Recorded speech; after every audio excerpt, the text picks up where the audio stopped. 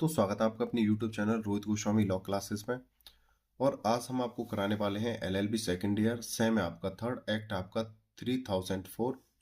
Act का नाम है आपका लॉ ऑफ प्रॉपर्टी, जिसे हम संपत्ति एवं सुखाधिकार का नियम कहते हैं या लॉ विधि कहते हैं। आज हम इसके कराने वाले हैं आपको इंपॉर्टेंट क्वेश्चंस, जो होंगे हमारे लॉन्ग, शॉर्ट और वेरी शॉर्ट, जिन्हें हम दीर्घ, लघु एवं अति लघु कहते हैं। ठीक है, ये हमारे 20 नंबर में, ये हमारे 10 नंबर में और ये हमारे 4 या 5 नंबर में आते हैं। आज मैं आपको वह सभी क्वेश्चंस कराऊंगा जो आपके लिए वेरी वेरी इंपॉर्टेंट होते हैं। ठीक है, वेरी वेरी। आगे चलते हैं, क्योंकि एग्जाम नजदीक है, आपको ये चीजें देखना बहुत जरूरी है। मैंने इस पेज पे भी आपको लिख दिया है, आप यहां पर देख लेना आपकी सुविधा के अनुसार।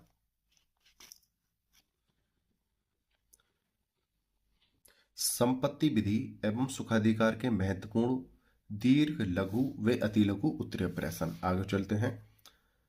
क्वेश्चन नंबर 1, संपत्ति अंतरण अधिनियम 1882 का संक्षेप में वर्णन कीजिए। सबसे फर्स्ट नंबर का क्वेश्चन है, ये आप देख लीजिएगा। दूसरा है, आंशिक पालन के सिद्धांत जैसा कि धारा 53 क में दिया गया है को समझाइए। इस स्थल पर अंग्रेजी विधि में क्या अंतर है। ये दूसरा नंबर का क्वेश्चन है। क्या यह क्वेश्चन इस प्रकार से आ जाएगा, भारतीय विधि तथा अंग्रेजी विधि में अंतर बताइए। ठीक है, आगे चलते हैं। ये जो क्वेश्चंस मैं आपको कराने वाला हूं, ये जो मैं बताने वाला हूं, इन सभी की PDF आपको प्रोवाइड हो जाएगी और ऑलरेडी इन सभी क्वेश्चन के आंसर सीरीज बनाकर वीडियो फॉर्म में हमने प्लेलिस्ट में अपलोड कर दी है, आप वहां से इन्हें जाकर देख सकते हो।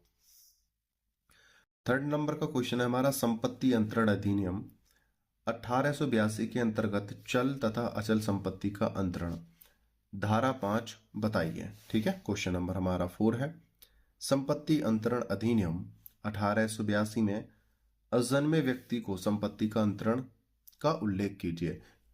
ठीक है, ये क्वेश्चन इस प्रकार से भी आपका आ सकता है, संपत्ति अंतरण अधिनियम 1882 द्वारा किस प्रकार अंतरण किया जा सकता है। या ये क्वेश्चन आपका इस प्रकार से भी आ सकता है, क्या अजन्मे बच्चे को संपत्ति का अंतरण हो सकता है। अजन्मे बच्चा यानी जब कोई बच्चा अपनी मां के पेट में होता है, तो क्या उस बच्चे को हम कोई संपत्ति, प्रॉपर्टी दे सकते हैं, दान कर सकते हैं। ठीक है, आगे चलते हैं। फिफ्थ नंबर का क्वेश्चन है, दृश्यमान स्वामी कौन होता है, उसके द्वारा किए गए अंतरण का प्रभाव बताइए। ये आपके बहुत ही महत्वपूर्ण क्वेश्चंस हैं। इन सभी का आंसर सीरीज बनाकर मैंने वीडियो बनाकर अपलोड कर दी है, आप प्लेलिस्ट जाके देखिएगा। अगर आपको नहीं मिल रही है तो दिए हुए व्हाट्सएप नंबर पे आप मैसेज करना, मैं आपको प्रोवाइड करा दूंगा। या आप अपनी सुविधा के लिए रोहित गोस्वामी लॉ क्लासेस नाम के व्हाट्सएप चैनल को फॉलो कर लेना, लिंक डिस्क्रिप्शन में है। वहां पर आपको सभी प्लेलिस्ट और नोटिफिकेशन प्रोवाइड हो जाएंगे, वहां से आप देख लीजिएगा। या इस क्वेश्चन को इस प्रकार से पूछा जा सकता है, कोई व्यक्ति किसी संपत्ति में उससे अच्छा स्वत्व नहीं दे सकता जितना कि वह स्वयं रखता है। क्या संपत्ति अंतरण में अपवाद है, वादों की सहायता से बताइए। वाद होता है मतलब केस की सहायता से बताइए। ये बीच बीच में आपको इसलिए बताना पड़ता है कि प्लेलिस्ट जाके देखो, इनकी आंसर सीरीज मैंने बना रखी है, क्योंकि स्टार्टिंग में मैं बताता हूं तो बच्चे उसे काट के आगे निकल जाते हैं, तो बीच बीच में मुझे बताना पड़ता है। क्वेश्चन नंबर हमारा 6 है, चुनाव के सिद्धांत की प्रकृति एवं विस्तार की समीक्षा की। वेरी वेरी इंपॉर्टेंट क्वेश्चन है। ठीक है, आगे चलते हैं। इस क्वेश्चन को इस प्रकार से भी पूछा जा सकता है, चुनाव सिद्धांत की बुनियाद है कि कोई व्यक्ति एक प्रलय के अंतर्गत लाभ ग्रहण करता है, उसे भार भी ग्रहण करना चाहिए। आगे चलते हैं। 7 नंबर का क्वेश्चन है आपका, सर्वकालीनता के विरुद्ध नियम के बारे में आप क्या जानते हैं। इस नियम के कौन कौन से अपवाद हैं। यह क्वेश्चन इस प्रकार से आपसे पूछा जा सकता है, शाश्वतता के विरुद्ध नियम पर एक निबंध लिखिए या टिप्पणी दीजिए। आगे चलते हैं। 8 नंबर का क्वेश्चन है, बिक्री की परिभाषा और आवश्यक तत्व दीजिए, यह कैसे सर्जित होता है? यह दान विनिमय तथा विक्रय के लिए संविदा में कितना भिन्न है? यह इस क्वेश्चन को इस प्रकार से पूछा जा सकता है, बिक्री या विक्रय की परिभाषा दीजिए।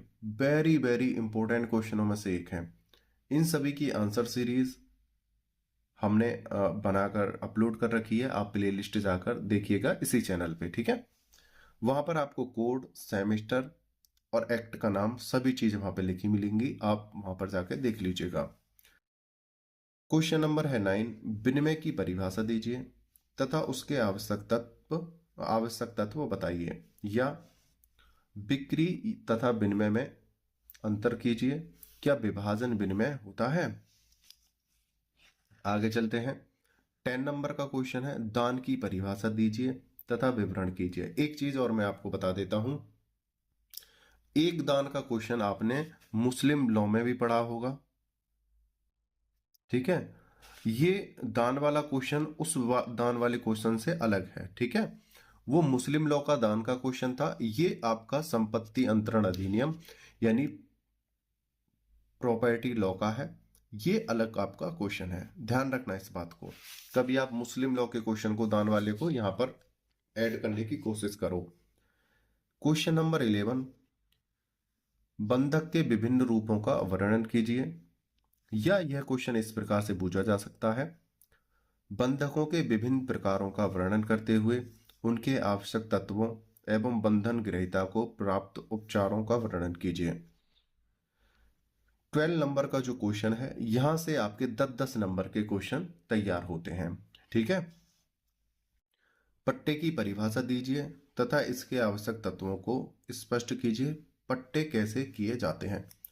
ये जो 12वें नंबर का क्वेश्चन है, very very very very important है, जितना वेरी बोलो उतना ही कम है, ठीक है। और ये 10-10 नंबर की सीरीज है। इसके अंदर पट्टा कब समाप्त तथा जब्त हो जाता है? स है, पट्टे की जब्ती तथा विलय पर टिप्पणी कीजिए। ये देखो अलग अलग है, ए, ब, स, इसी प्रकार से आपका द है। अपवर्तन यानी कि जब्ती के अभित्याग के सिद्धांत को सब समझाइए। जब्ती मतलब जबरदस्ती किसी को हड़प करना। यह पट्टाकर्ता और पट्टेदार के क्या अधिकार और दायित्व हैं, बताइए। रे नंबर का है, एक पट्टेदार के क्या दायित्व हैं, क्या वह प्रतिकूल संविदा के अधीन है? यह सभी क्वेश्चन इसी क्वेश्चन में मिल जाएंगे। इन क्वेश्चन के आंसर आपको 12 नंबर के इस क्वेश्चन के आंसर में ही मिल जाएंगे, मैंने कराया है। और 10-10 नंबर में इस प्रकार से आपसे पूछा जा सकता है, ठीक है। आगे चलते हैं। 13 नंबर का जो क्वेश्चन है, very very very very important है। मोचन का अधिकार एवं विधिक अधिकार है, जिसे किसी शर्त को लगाकर रोका या समाप्त नहीं किया जा सकता है, विवेचना कीजिए। वेरी वेरी इसलिए बोलना पड़ता है कि आप समझ जाओ, क्योंकि वेरी इंपॉर्टेंट क्वेश्चन की सीरीज प्रोवाइड कराने के बाद भी कुछ स्टूडेंट्स ये कहते हैं कि सर आप इसमें भी कोई और इंपॉर्टेंट बता दो, तो उनके लिए ये special very very very very होता है, ठीक है। हालांकि ये सभी क्वेश्चन आपके ऐसे हैं जहां से 85 से 95% का पेपर आपका आता है, फिर भी कुछ डिमांड करते हैं सर इनमें भी ऐसा बता दो जिससे सिर्फ हम पास हो जाएं, हमें सिर्फ पास से मतलब है, तो उनके लिए ये लंबी वेरी वेरी वेरी लाइन चलती है। बंधक का मोचन क्या है, या इस प्रकार से आ सकता है, बंधक का मोचन क्या है? बंधक के साम्य पर प्रतिरोध के सिद्धांत को बताइए और उदाहरण कीजिए या दीजिए। यह भी समझाइए कि कौन सी शर्तें अवरोध हैं तथा कौन सी नहीं। अवरोध मतलब होता है रोकना, ठीक है। अभी हमने आपको कराए थे लॉन्ग क्वेश्चंस, जैसा कि आप सबको पता है, इतना तो आप सब जानते हो कि आपके लॉन्ग क्वेश्चन से ही आपके 10 और 4 या 5 नंबर के क्वेश्चन सेट हो जाते हैं।